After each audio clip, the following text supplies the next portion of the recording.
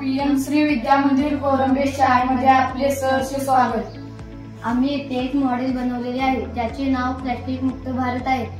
आपण सहलीला किंवा कोणत्याही पर्यटन स्थळी जातो तिथे प्लास्टिकचा कचरा किंवा प्लास्टिकच्या बॉटल इतरत्र पसरलेल्या असतात, त्यांना उचलायला कोणी येत नाही। यामुळे आम्ही प्लास्टिक मुक्त कचरा पेटी बनवलेली आहे।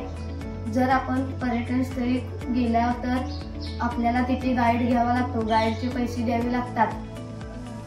जर आपण एक प्लास्टिकची बॉटल घेतली व याच्यामध्ये टाकली तर आपल्याला फ्रीमध्ये माहिती मिळवून देऊ शकतो। पंतप्रधान नरेंद्र मोदीजींनी स्वच्छ भारत अभियान सुरू केले आहे, त्यासाठी आमची ही एक भेट।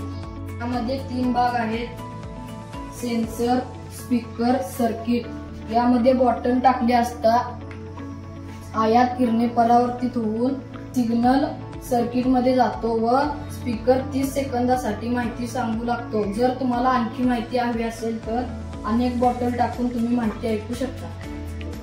चला तर मग डेमो पाहू। समजा हे मॉडेल किल्ल्यावर आहे, मी जर यात बॉटल टाकली तर माहिती तुम्हाला मिळेल। तर समजा ही पेटी किल्ल्यावर ठेवली आहे, जर याच्यामध्ये किल्ल्यावर कोणी माणसं आहे त्यांनी जर यामध्ये जर बॉटल टाकली तर किल्ल्याची माहिती मिळू शकते।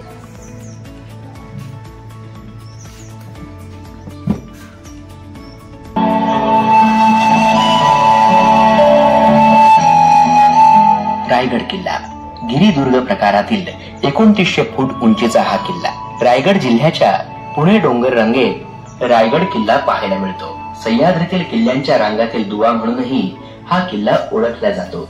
ही पेटी विविध भाषातून माहिती देऊ शकते। जर किल्ल्यावर कोणी हिंदी पर्यटक आला तर ही पेटी त्याला माहिती सांगू शकते। प्राचीन किला जिसका प्राचीन नाम रायरी था। रायगढ़ पहाड़ी इलाके में है और अजिंक्य है। जर ही पेटी गावामध्ये बसवली तर कचरा टाकल्यावर स्वच्छ भारत अभियानाची माहिती मिळू शकते। माननीय प्रधानमंत्री जी की अगुवाई में और देश के जाने माने लोगों के साथ स्वच्छता की इस मुहिम में योगदान करें। एक साथ मिलकर करते हैं साफ अपने गली और मोहल्ले को।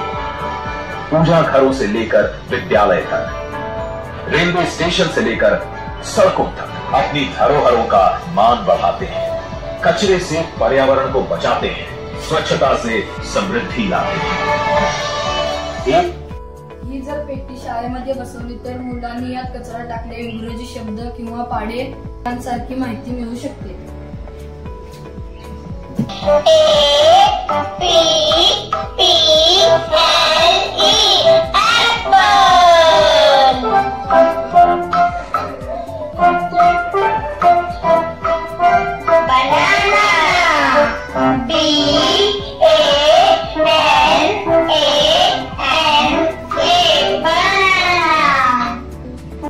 अशा पद्धतीने ही पेटी बस स्थानके, सरकारी कार्यालये यामध्ये ही ठेवू शकतो। या पेटीला एक एटीएम सारखी स्वतंत्र एक खोली पाहिजे। यात बॉटल टाकली असतात त्या इकडून बॉटल खोलीमध्ये जाईल व संध्याकाळी एक माणूस येऊन त्या सर्व बॉटल घेऊन जाईल। याने पेटी भरण्याचा प्रश्नच येत नाही। यामध्ये 2 स्कॅनर जोडले आहेत। जर कोणत्याही पर्यटकाने यामध्ये स्कॅन केले तर प्लास्टिकचे दुष्परिणामाचा व्हिडिओ चालू होईल।